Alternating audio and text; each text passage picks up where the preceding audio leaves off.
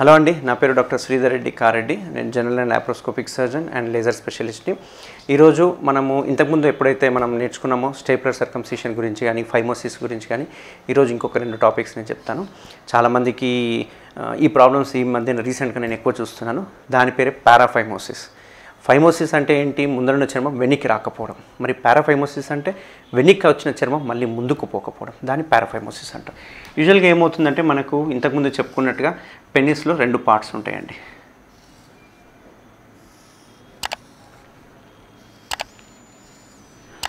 ఈ పెనిస్లో దీన్ని షాఫ్ట్ అంటాం, అంటే అంగం యొక్క మెయిన్ భాగం. దీన్ని గ్లాన్స్ అంటాం. ఓకే, ఈ చర్మం ఏదైతే ఉందో ఎలాస్టిక్గా సాగాలి, కానీ కొందరికి ఏమవుతుంది, టైట్ అయిపోవడం స్టార్ట్ అవుతుంది.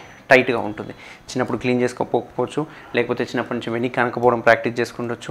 ఇట్లాంటి వల్ల చర్మం ముందరున్న చర్మం ఎలాస్టిసిటీ పోయి గట్టిగా అయిపోతుంది. మనం గట్టిగా అనడానికి వెనక్కి అన్నమాట పెయిన్ వస్తుంది. కొందరికి వెనక్కి అనడానికి కూడా రాదు, ఇక్కడ ఆగిపోతుంది. కొందరికి ఇక్కడ ఆగిపోతుంది, కొందరికి ఇక్కడ ఆగిపోతుంది. ఎప్పుడైతే మనం బలవంతంగా చర్మాన్ని వెనక్కి లాగినాం అనుకోండి, ఈ వెనక్కి వచ్చిన చర్మం వెనక్కి వచ్చిన తర్వాత ఇక్కడ గట్టిగా రింగ్ లాగా ఫామ్ అయిపోతుంది.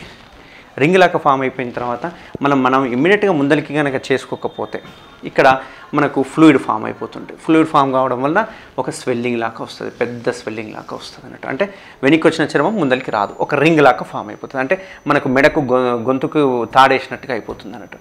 దీనివల్ల ఏమవుతుంది, ఇక్కడ అంతా ఫ్లూయిడ్ అక్యుములేట్ అవుతూ ఉంటుంది. ఇట్లా ఫ్లూయిడ్ అక్యుములేట్ అయిపోయి చర్మం అంతా టైట్ అయిపోతుంటుంది.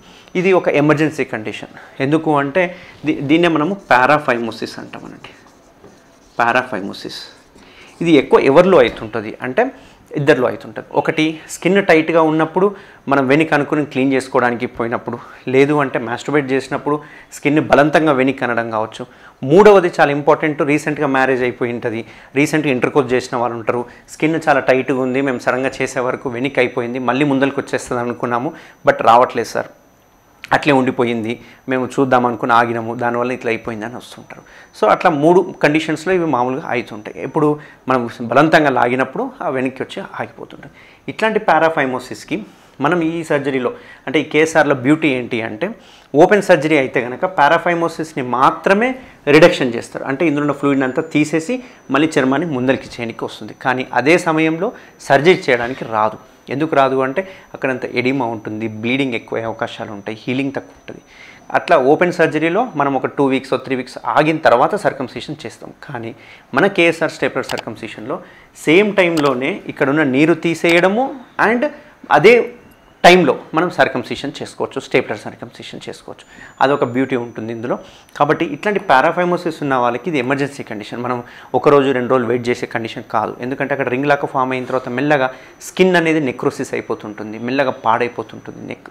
కాబట్టి ఎంత తొందరగా వీలైతే అంత తొందరగా మనం పారాఫైమోసిస్ని తీసేసి అందులో ఉన్న వాటర్ని తీసి మనం స్టేప్లర్ సర్కంసిషన్ చేసుకోవాలి. సో ఇది ఒక ఎమర్జెన్సీ కండిషన్. సో ఇట్లాంటి వాళ్ళు ఎవరైనా ఉంటే మాత్రం వితౌట్ హెజిటేషన్, వితౌట్ డిలే ఇమ్మీడియట్గా 24/7 హాస్పిటల్ రన్నింగ్లో ఉంటుంది. మేము ఇక్కడ చేయడానికి రెడీగా ఉంటాం. కేఎస్ఆర్ స్టేప్లర్ సర్కంసిషన్తో 2 ఒకటేసారి చేస్తే చాలా బెనిఫిట్ ఉంటుందండి. Thank you.